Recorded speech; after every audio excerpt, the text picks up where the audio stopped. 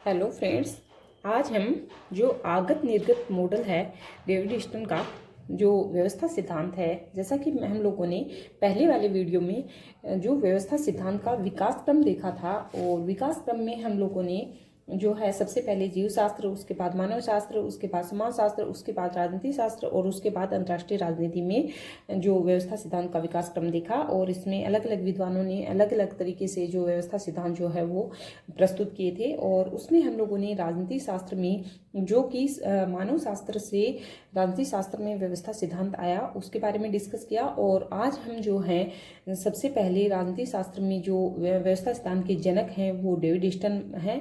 और जो David Easton का जो आगत निर्गत मॉडल है, यानी डेविड ईस्टन का जो राजनीति शास्त्र में जो व्यवस्था सिद्धांत किस तरीके से इन्होंने प्रस्तुत किया, किस तरीके से दिया, तो वही हम डिस्कस करेंगे। तो हम देखते हैं कि जो डेविड ईस्टन का व्यवस्था सिद्धांत है वो व्यवहारवादी क्रांति की देन है। और इसमें राजनीतिक प्रक्रिया का अध्ययन जो है वो किया जाता है, यानी कि राजनीतिक प्रक्रिया पर विशेष बल दिया जाता है। और इसमें राज्य के स्थान पर व्यवस्था पर बल दिया गया है। और ईस्टन की अपनी पुस्तक है एक, the political system, an inquiry to the state of political science, 1953 की बुक है, यानी 1953 की बुक है। और इसमें व्यवस्था सिद्धांत जो है उसकी व्याख्या की गई है। तो हमें ये बुक ध्यान रखनी है कि the political system, an inquiry to the state of political science, 1953 की बुक है। और इसमें डेविड ईस्टन के द्वारा व्यवस्था सिद्धांत जो है उसकी व्याख्या की गई है। तो ये हमें ध्यान रखना है। अब इस पुस्तक में ईस्टन लिखते हैं कि समाज एक व्यवस्था है और राजनीति उसकी उपव्यवस्था है। तो समाज को क्या मानते हैं? व्यवस्था। और राजनीति को क्या मानते हैं? उपव्यवस्था। तो ईस्टन समाज को पर्यावरण की संज्ञा देते हैं। समाज को किसकी संज्ञा देते हैं? पर्यावरण की। और कहते हैं कि पर्यावरण यानी कि जो समाज है वो राजनीति को प्रभावित करता है और राजनीति पर्यावरण को प्रभावित करती है। और इस तरीके से जो डेविड ईस्टन की व्यवस्था सिद्धांत की जो परिभाषाएं हैं वो हम डिस्कस करेंगे। तो जो व्यवस्था है वो मानवीय संबंधों की निरंतरता का प्रतीक है। ईस्टन क्या कहते हैं कि व्यवस्था सिद्धांत में जो व्यवस्था है वो मानवीय संबंधों की निरंतरता यानी कि सातत्यता, जो कॉन्टिन्यूस जो फ्लो है उसका प्रतीक है। और व्यवस्था जो है वो अंतः क्रियाओं का ऐसा समूह है जिसमें मांग को निर्गत में परिवर्तित किया जाता है। तो व्यवस्था अंतः क्रियाओं का ऐसा समूह बताया है जिसमें मांग को निर्गत में परिवर्तित किया जाता है। यानी मांग किस में आते हैं? आउटपुट के भाग हैं मांग और समर्थन, यानी कि निवेश के भाग हैं। और निवेश से जो मांगी जाती हैं वो रूपांतरण प्रक्रिया के द्वारा निर्गत में परिवर्तित हो जाती हैं, यानी कि वो आउटपुट के रूप में परिवर्तित होती हैं। इनपुट से आउटपुट में रूपांतर हो जाती हैं, परिवर्तित हो जाती हैं। तो जो अंतः क्रियाओं का एक ऐसा समूह है व्यवस्था, जिसमें जो मांग है वो निर्गत में परिवर्तित हो जाती हैं। तो इस तरीके से इन्होंने इनकी विशेषता है व्यवस्था सिद्धांत की। अब नेक्स्ट जो है ईस्टन के अनुसार जो राजनीतिक व्यवस्था के प्रमुख कार्य, तो कार्यों में ये बताते हैं कि जो संसाधन हैं यानी कि जो रिसोर्स हैं, जो मूल्य हैं हमारे, उनका प्राधिकारिक वैधतापरक आवंटन करना है। यानी कि जो इसका प्रमुख कार्य क्या है, यानी जो हमारे मूल्य हैं, जो हमारे रिसोर्स हैं, उनको जो है प्राधिकारिक यानी वैधतापरक यानी सत्ता परक जो आवंटन है वो करना क्या है? राजनीतिक व्यवस्था का प्रमुख कार्य है। तो ये क्वेश्चन भी एग्जाम में पूछा गया है कि राजनीतिक व्यवस्था, डेविड ईस्टन के अनुसार राजनीतिक व्यवस्था का प्रमुख कार्य क्या है? सत्ता परक आवंटन करना, आधिकारिक मूल्यों का यानी कि मूल्यों का प्राधिकारिक या वैधतापरक आवंटन करना, या मूल्यों का सत्तापरक आवंटन करना। ये हुआ ईस्टन के राजनीतिक व्यवस्था का प्रमुख कार्य। तो जो डेविड ईस्टन है इन्होंने अपनी book A framework for political analysis, 1965 की बुक है। और इसमें व्यवस्था सिद्धांत का जो चित्र है वो इस तरीके से दिया है। मतलब कौन सी बुक है? बुक हमें बहुत मतलब इम्पोर्टेंट बुक है और पूछी जाती है एग्जाम में।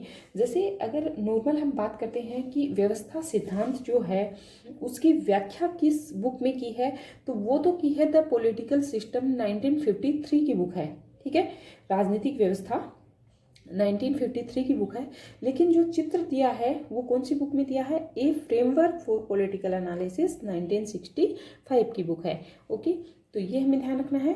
अब हम इस चित्र को समझते हैं कि सबसे पहले निवेश, निवेश यानी आगत यानी आउटपुट, तो इसमें क्या क्या आएगा? मांग और समर्थन, और वो रूपांतरण प्रक्रिया के द्वारा, यानी कि उसमें कुछ मतलब समाज के हित में, सबके हित की जो मांगे होती हैं वो, ठीक है, निवेश मांग जो सबके हित की मांगे हैं वो कुछ मतलब छन के जाते हैं। छनना मतलब कुछ जो इम्पोर्टेंट जो मांगे हैं वो आगे निर्गत में जाती हैं, ठीक है, निर्गत में यानी आउटपुट में, और आउटपुट में वहाँ नीतियाँ और निर्णय बनते हैं, और नीतियाँ और निर्णय बन के वो एक फीडबैक यानी कि मीडिया के द्वारा, और हिंदी में इसके नाम है प्रतिसंभरण, पुनर्निवेशन, प्रतिपुष्टि, ठीक है, और इस तरीके से ये हमें नाम ध्यान रखने हैं। लेकिन फीडबैक हम ध्यान रखेंगे, इंग्लिश वर्ड है तो ये एक ही उसमें काम हो जाएगा। तो फीडबैक से ये कहाँ जाएंगी? पर्यावरण में, यानी कि मीडिया के द्वारा कहाँ जाएंगी? पर्यावरण क्या है यहाँ पे? समाज। तो ये समाज से होती हुई ये मांगे जो हैं वो वापस कहाँ जाएंगी? जो सही मांगे हैं वो, और जो कुछ निर्णय बन जाते हैं, जो नीतियाँ बन जाती हैं और उन पर निर्णय हो जाता है, तो वो फीडबैक के द्वारा पर्यावरण में आएंगी, और पर्यावरण से दोबारा घूम के वो निवेश में आ जाएंगी, ठीक है। तो ये जो प्रक्रिया है वो निरंतर चलती रहती है, यानी इसका कंटिन्यूअस जो फ्लो है वो चलता रहता है, वो सातत्य चलता रहता है यदि, और इसको नाम क्या देते हैं? नियामक तंत्र। वो क्या बन जाता है? एक नियामक तंत्र। यदि जो मांग और समर्थन है, यानी कि मांग, समर्थन और वो रूपांतरण प्रक्रिया के द्वारा निर्गत में जाकर नीतियां और निर्णय बन के फीडबैक के द्वारा समाज में यानी पर्यावरण में आकर वो वापस, यदि मांग तक वापस मांगे नहीं उठती हैं, और ये कंटिन्यूस जो फ्लो है वो नहीं बनता है, यानी निरंतरता नहीं चलती है, तो जो है वो समाज की जो व्यवस्था है उसका विकास रुक जाएगा, यानी कि समाज जो है वो उसका एक व्यवस्था का जो रास्ता है वो अवरुद्ध हो जाएगा कहीं ना कहीं।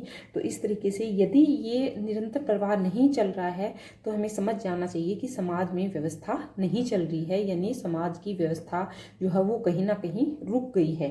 तो ये हमें ध्यान रखना है। तो निवेश, आगत, वो चार, ये हमें जो 7 जो नाम हैं वो ध्यान रखने हैं। पहला निवेश, उसके बाद रूपांतरण प्रक्रिया, उसके बाद निर्गत, उसके बाद फीडबैक, उसके बाद पर्यावरण, उसके बाद निरंतरता, सातत्य, उसके बाद नियामक तंत्र। तो ये हमें ध्यान रखना है। कौन कौन सा? निवेश, मांग और समर्थन, निर्गत, नीतियां और निर्णय, रूपांतरण प्रक्रिया, फीडबैक, पर्यावरण, निरंतरता, सातत्य और नियामक तंत्र। तो ये हमें ध्यान रखना है। उसके बाद हम बात करते हैं निवेश की। तो निवेश में जो है वो आगत का भाग है, यानी इनपुट का भाग है। तो इष्टतम निवेश व आगत में मांग और समर्थन शामिल करता है, और मांग व समर्थन पर्यावरण से आते हैं, ये तो हमें ध्यान रखना है। पर्यावरण मैंने आपको समझाया आपको अभी चित्र से। तो इष्टतम मांग और समर्थन के 4 प्रकार बताता है, ठीक है। तो मांग के प्रकार कौन कौन से हैं? एक तो वस्तुओं और सेवाओं का आवंटन संबंधी मांग, दूसरा है व्यवहार के नियमन की मांग, तीसरा है सहभागिता संबंधी मांग, और फोर्थ है सूचना संबंधी मांग। कौन कौन सी मांग के प्रकार हैं? वस्तुओं और सेवाओं के आवंटन संबंधी मांग, व्यवहार के नियमन संबंधी मांग, सहभागिता संबंधी मांग और सूचना संबंधी मांग। तो ये हमें ध्यान रखना है।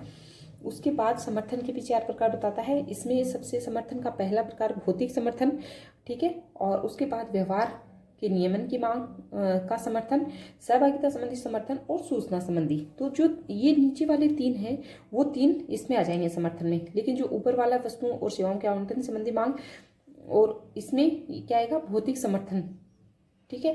तो ये सिर्फ एक पॉइंट है, इसमें चेंज होना है मांग और समर्थन में, तो ये हमें ध्यान रखना है।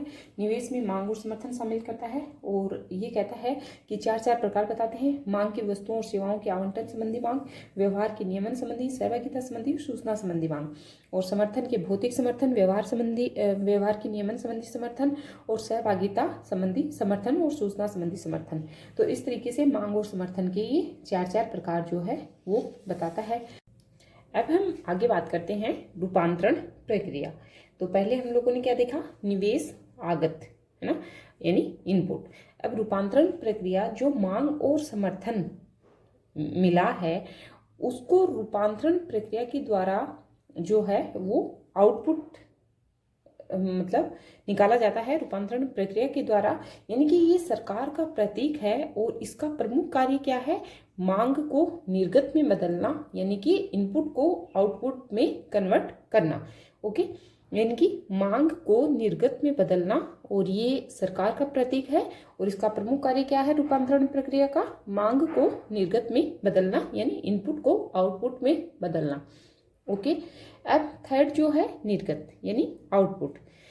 इसमें जब सरकार किसी मांग पर कोई निर्णय ले लेती है या निर्णय बना देती है तो वह निर्गत बन जाता है, और यह निर्गत जो है वह फीडबैक के माध्यम से पर्यावरण यानी समाज में पहुंचता है, और जिसकी प्रतिक्रिया के फलस्वरूप पुनः मांग उठती है। यानी ये मैंने आपको उस चित्र में समझाया था कि जब मांग जो है वो, जैसे जो मांग है वो किसका भाग है, निवेश का यानी आगत का। मांग और जो रूपांतरण प्रक्रिया के द्वारा जब निर्गत में आ जाती है और निर्गत में ये फीडबैक के माध्यम से पर्यावरण यानी समाज में आती हैं और दोबारा जो है वो मांग जो है वो बन जाती हैं। इस तरीके से ये प्रक्रिया निरंतर चलती रहती है, यानी कि इसका जो फ्लो है वो सातत्य चलता रहता है, यानी कंटिन्यू चलता रहता है, और इसी को नियामक तंत्र का नाम जो है डेविड ईस्टन के द्वारा दिया गया है। तो यही बात इसमें बताई गई है कि जब सरकार किसी मांग पर कोई निर्णय ले लेती है, यानी कोई जो मांग है वो रूपांतरण प्रक्रिया के द्वारा निर्गत में नीतियां या निर्णय उस पर हो जाता है निर्णय, तो वो फीडबैक के माध्यम से पर्यावरण यानी समाज में पहुंचता है, और जिसके फलस्वरूप पुनः मांग उठती है और वापस रूपांतरण प्रक्रिया, फिर निर्गत, फिर फीडबैक, फिर पर्यावरण, फिर वापस मांग में वो मतलब मांग उठती है दोबारा। तो ये जो प्रक्रिया है वो कंटिन्यू चलती रहती है। फिर है फीडबैक यानी मीडिया, जिसको हम पुनर्निवेशन, प्रतिपुष्टि, प्रतिसंभरण कहते हैं। तो इसका प्रमुख कार्य क्या है, सरकार के निर्गत को जनता तक पहुंचाना, ठीक है, और जो जनता की मांगे हैं उनको सरकार तक पहुंचाना। तो ये सरकार और जनता के बीच में एक कड़ी का कार्य करता है, कौन, मीडिया। उसके बाद है पर्यावरण, ये समाज का प्रतीक है, मैंने बताया आपको। यहीं से मांग और समर्थन उठते हैं, यही निर्गत पहुंचते हैं, यानी रूपांतरण प्रक्रिया के द्वारा किसमें पहुंचते हैं, निर्गत में। और यहाँ पर विद इन पुट्स और पैरा पॉलिटिकल सिस्टम का विशेष प्रभाव देखा जाता है। तो ये जो डेविड ईस्टन की शब्दावली है, विद इन पुट्स और पैरा पॉलिटिकल सिस्टम, तो ये हमें ध्यान रखना है, एग्जाम में पूछा गया है विद इन पुट्स क्या है। तो विद इन पुट्स क्या है, जो एक सक्रिय मतलब भूमिका निभाते हैं, ठीक है, वे लोग जो मांग और समर्थन में सक्रिय भूमिका निभाते हैं उनको क्या कहते हैं, विद इन पुट्स। और जो सक्रिय संगठन जो नीति निर्णय में महत्वपूर्ण भूमिका निभाते हैं, यानी कि जैसे आरएसएस वाले जो होते हैं, वो हम मतलब एग्जाम्पल से समझ सकते हैं, तो वो क्या होंगे, पैरा पॉलिटिकल सिस्टम, यानी ऐसा सक्रिय संगठन समूह जिसकी नीति निर्णय में महत्वपूर्ण भूमिका होती है, तो वो होते हैं पैरा पॉलिटिकल सिस्टम। और विद इन पुट्स, जो लोग मांग और समर्थन में सक्रिय भूमिका निभाते हैं उन्हें विद इन पुट्स कहते हैं। ओके, अब हम नेक्स्ट बात करते हैं निरंतरता यानी सातत्य, ठीक है। तो जो निरंतरता है यानी कंटिन्यूअस जो है, इसके अनुसार निवेश निर्गत की प्रक्रिया निरंतर चलती रहती है। यदि ये प्रक्रिया धीमी होती है या रुक जाती है तो व्यवस्था कमजोर हो जाती है। यदि यह प्रक्रिया रुक जाए तो व्यवस्था टूट जाएगी। यदि ये रुक ही जाती है तब तो प्रक्रिया टूट ही जाएगी, यानी व्यवस्था टूट जाएगी। प्रक्रिया रुक जाए तो व्यवस्था टूट जाएगी। और जो निरंतरता की प्रक्रिया है वो किस प्रकार से है, सबसे पहले क्या आएगा, मांग और समर्थन, निवेश इनपुट का भाग है, उसके बाद रूपांतरण प्रक्रिया, उसके बाद निर्णय या नीतियां निर्गत, उसके बाद फीडबैक, फिर पर्यावरण प्रतिक्रिया, फिर वापस मांग और समर्थन, फिर वापस जो है वो मांगे उठती हैं, पर्यावरण में आने के बाद दोबारा मांगे उठती हैं। तो ये कंटिन्यू जो फ्लो है वो चलता रहता है, यानी जब निवेश निर्गत की प्रक्रिया निरंतर चलती रहती है, और यदि ये प्रक्रिया धीमी पड़ती है या धीमी हो जाती है तो व्यवस्था कमजोर हो जाती है। और यदि ये प्रक्रिया रुक ही जाए, है ना, जब ना चले तो व्यवस्था टूट जाएगी, ऐसा डेविड ईस्टन जो है वो बताते हैं। ओके, तो हम लोगों ने क्या क्या देखा, निवेश, उसके बाद रूपांतरण प्रक्रिया, उसके बाद निर्गत, उसके बाद फीडबैक, और उसके बाद हम लोगों ने देखा पर्यावरण, और पर्यावरण यानी समाज, और उसके बाद देखा है निरंतरता या सातत्य। अब लास्ट देखते हैं नियामक तंत्र। स्टर्न जो है वो मांगे कम होना व्यवस्था के लिए घातक है, ये कहता है। ये जैसे हम बात कर सकते हैं कि जैसे बच्चे हैं वो यदि अपने पेरेंट्स से यानी अपने गार्जियन से यदि मांगे कम करते हैं तो हमें समझना चाहिए कहीं ना कहीं कुछ गड़बड़ है। तो इस तरीके से डेविड ईस्टन भी बताते हैं कि यदि मांगे कम होना व्यवस्था के लिए घातक है, ये मांगे बहुत अधिक होना वो भी व्यवस्था के लिए घातक है। यानी कि एक मतलब बच्चा जो है वो अपने पेरेंट्स से बहुत अधिक मांगे करता है जो मतलब उसके बजट में ही नहीं है, और उनको पेरेंट्स पूरा नहीं कर पाते हैं, तो वो भी घातक है। ठीक है, फिर वो दूसरा सहारा लेगा कोई। यदि बिल्कुल ही मांगे नहीं करता है बच्चा अपने गार्जियन से, तो वो भी कि वो कहीं ना कहीं दूसरे किसी से मतलब अटैचमेंट हो गया उसका, जहाँ से उसके पास मतलब अपनी उसकी जो मांगे हैं वो पूरी हो रही हैं। तो ये हमें ध्यान देना है। यदि मांगे बहुत अधिक हो जाती हैं तो ये भी व्यवस्था के लिए घातक है, यदि मांगे बहुत कम है तो भी व्यवस्था के लिए घातक है। तो इसीलिए ईस्टर्न कहता है यदि अधिक मांगों को रोकने के लिए मतलब 4 प्रकार के जो नियामक तंत्र हैं उनका उल्लेख जो है वो ईस्टर्न करता है। यदि कि बहुत अधिक मांगे हैं उनको किस तरीके से रोका जाए, तो नियामक तंत्र जो है उसका उल्लेख करता है और कहता है कि जो राजनीतिक दल और दबाव समूह हैं ये मांगों के संयुक्तिकरण को जोड़ने का कार्य या जोड़ने का कार्य करते हैं। गेट ईस्टर्न ने गेट कीपर द्वारपाल की संज्ञा दी है।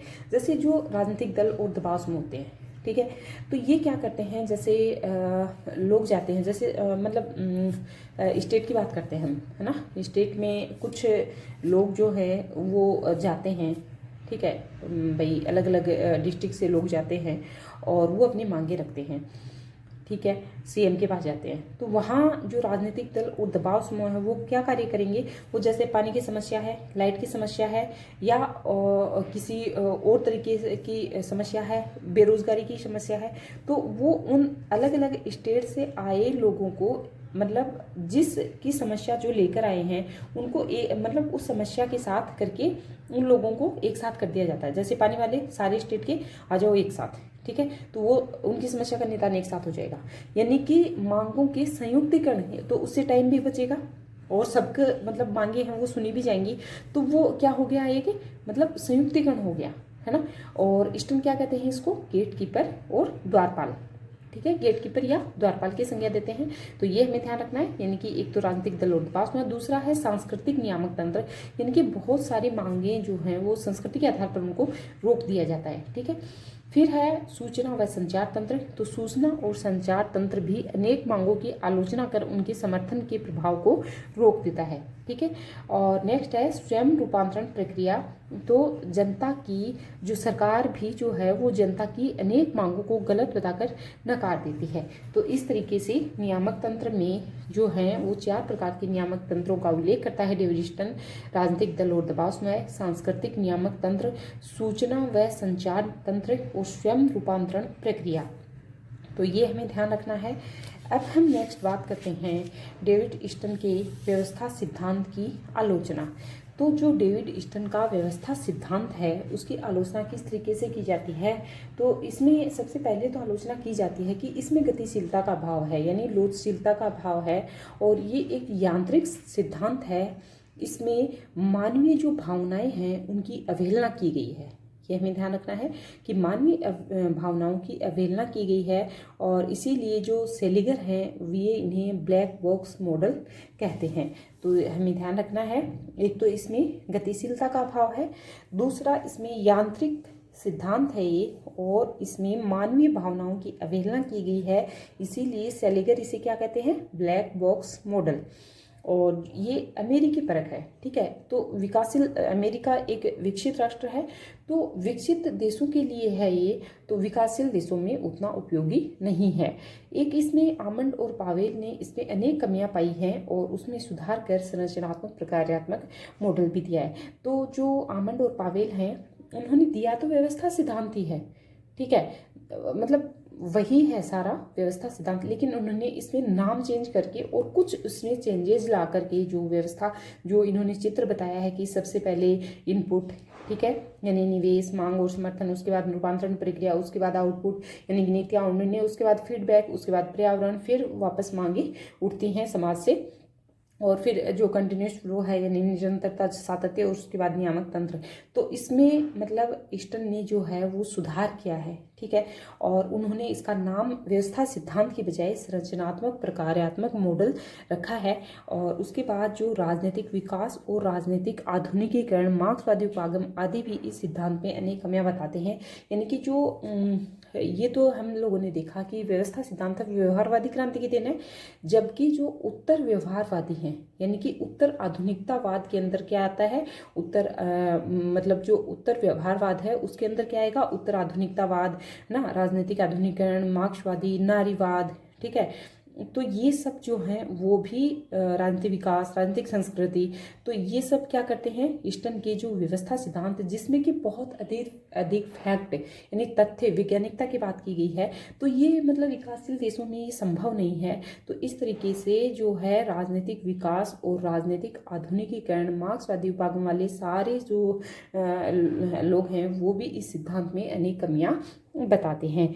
फिर हम बात करते हैं, ये तो देखिए हम लोगों ने ईस्टन के व्यवस्था सिद्धांत की आलोचना, यानी कि ईस्टन का व्यवस्था सिद्धांत में एक तो गतिशीलता का भाव है, दूसरा इसमें मानवीय भावनाओं की अवहेलना की गई है, मतलब एक यांत्रिक सिद्धांत बता दिया इसको कि एक चक्र में चलता रहेगा, इसका मतलब चक्रीय रूप बता दिया, निवेश, उसके बाद रूपांतरण प्रक्रिया, उसके बाद आउटपुट, उसके बाद फीडबैक, फिर है पर्यावरण, फिर मांग और समर्थन, निरंतरता, नियामक तंत्र। तो ये क्या बता दिया, मतलब यांत्रिक सिद्धांत के रूप में इन्होंने जो है वो ये सिद्धांत प्रस्तुत किया है। तो इसमें मानवीय जो भावनाएं हैं उनकी अवहेलना की गई है, ठीक है।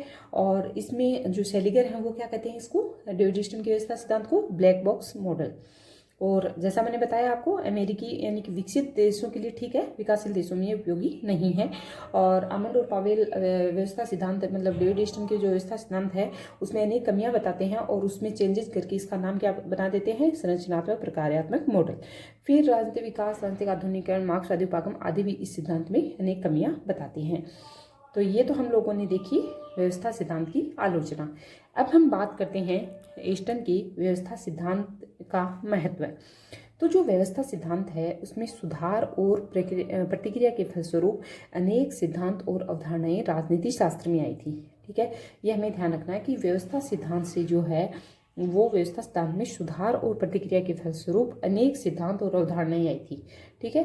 और उसके बाद जैसे कौन कौन सी, एक तो संरचनात्मक प्रकार्यात्मक सिद्धांत आया, राजनीतिक आधुनिकीकरण आया, मार्क्सवादी उपागम, राजनीतिक विकास, राजनीतिक संस्कृति, नारीवादी, तो ये सब जो है वो अवधारणाएं राजनीति शास्त्र में आई थी।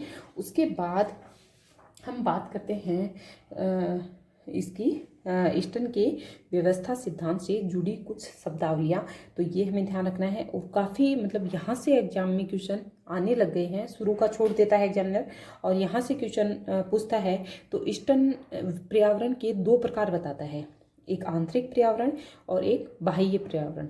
तो जो आंतरिक पर्यावरण है वो राज्य के अंदर की परिस्थितियाँ, और बाह्य पर्यावरण में वैश्विक वातावरण की बात ईस्टन करता है। तो यह हमें ध्यान रखना है, पर्यावरण के दो प्रकार, आंतरिक और बाह्य पर्यावरण। दूसरा है ईस्टन की राजनीतिक प्रक्रिया के 3 स्तर बताता है, ठीक है। तो राजनीतिक प्रक्रिया के 3 स्तर कौन कौन से, एक तो पर्यावरण से आगत तक का स्तर, ठीक है। यानी जैसे मैंने आपको बताया कि सबसे पहले क्या आएगा, निवेश है ना, उसमें मांग और समर्थन, और दूसरा रूपांतरण प्रक्रिया, ठीक है।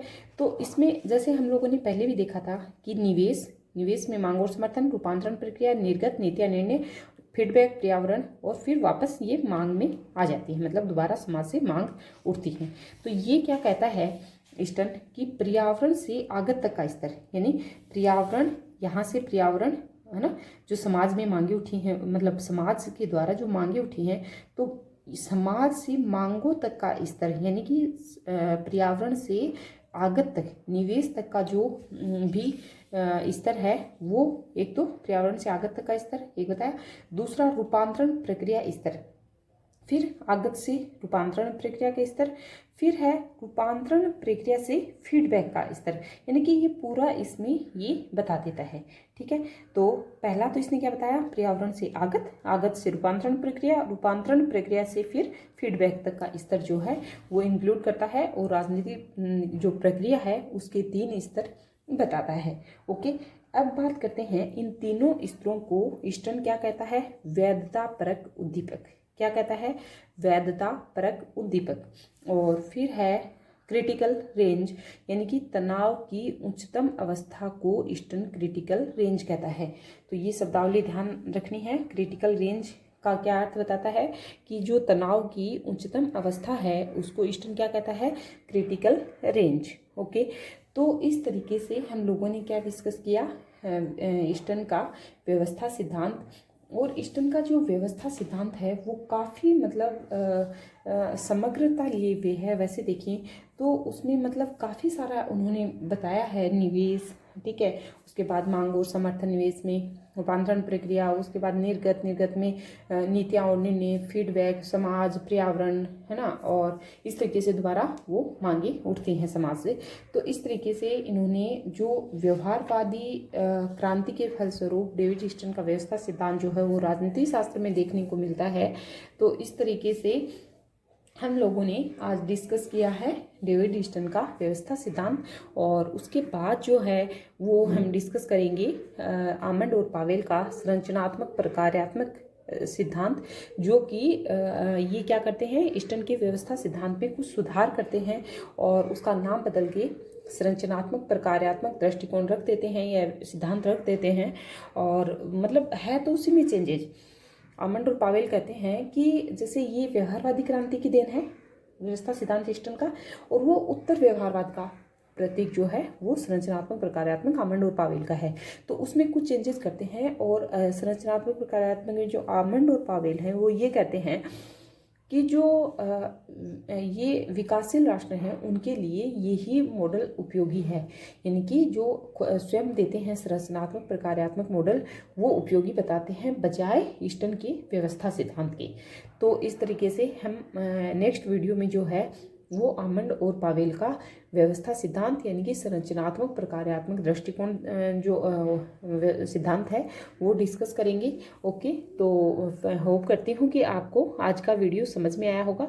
Okay friends, thanks. और यहाँ से क्वेश्चन मतलब डेफिनेटली एग्जाम में पूछा जाता है, तो ये हमें ध्यान रखना है कि एग्जाम में मतलब कुछ भी हो, डेविड ईस्टर्न के व्यवस्था सिद्धांत और आमंड और पावेल का संरचनात्मक प्रकार्यात्मक, और अब तो डेविड एप्टर का जो व्यवस्था सिद्धांत है वहाँ से भी क्वेश्चन आने लग गए हैं एग्जाम में, तो ये हमें ध्यान रखना है। और नेट, जेआरएफ, चाहे पीएचडी एंट्रेंस का एग्ज़ाम हो और या फिर कोई स्टेट गवर्नमेंट का हो, नेट, सेट, ठीक है, जो भी एग्ज़ाम हो, है ना, उसमें सब में जो है बीपीएससी है, ठीक है, आरपीएससी है और एमपीपीएससी है, तो इन सब में जो है ये एग्जाम मतलब क्वेश्चन ईस्टर्न की व्यवस्था सिद्धांत से आते हैं। और संरचनात्मक प्रकार्यात्मक जो आमंड और पावेल का सिद्धांत है वहाँ से भी क्वेश्चन आते हैं।